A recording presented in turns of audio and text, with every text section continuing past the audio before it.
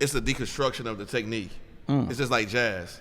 So like it's a certain way when you learn how to play an instrument, you got to learn the notes, you got to learn certain songs. But then when you become a master, you can deconstruct the music, and then that's what he did. That's what Charlie Parker did.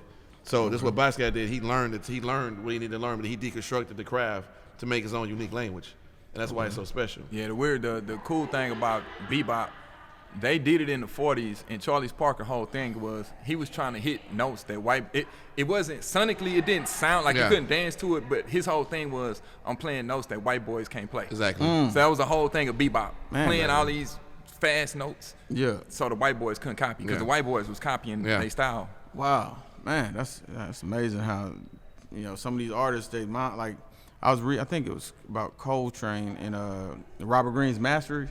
And just breaking down like how meticulously they. That's what I'm saying. Every stroke, every mark in his painting meant something. It wasn't accidental. So I mean, that's a genius, and it's not always. For me, it's not always about the technical side. Like I don't really care about technical painters because I can take a fucking picture. That shit was important when there's no cameras. It's cameras now, so I want the expression of the art.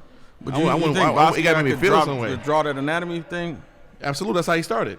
That's all he did in the hospital was anatomy. Yeah. Okay. That's all he did was draw anatomy.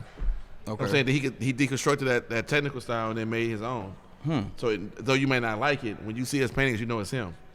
And that was my goal as an artist. Like, no matter how you feel about my work, when you see it, you know it's me. Okay. I mean, that's to me, that's what makes an artist unique. That's what Romet Bearden got his own style. When I see him, I know it's him. Yeah. Exactly. One of the dope things about Auntie Jackie Shungay, man, she was like, when I put on a record, I know it's Eric Dolphy. I know it's Coltrane. Exactly. Like, that's how every artist should be. That's how every artist should be. If you're not, you're copying. That's the EQ. That's EQ. Yeah. That's Robert Hodge. Yeah. That's Sav. That's Rob J. Like, you should have a certain style, whether you're a poet, or artist, a rapper, or whatever. You should have something that's identifiable to you.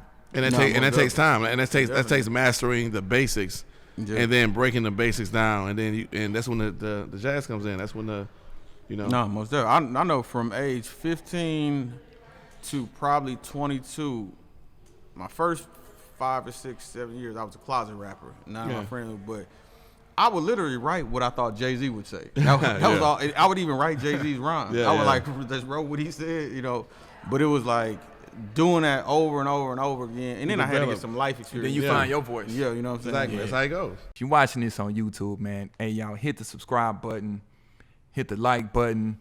This is Gentleman's History Hour.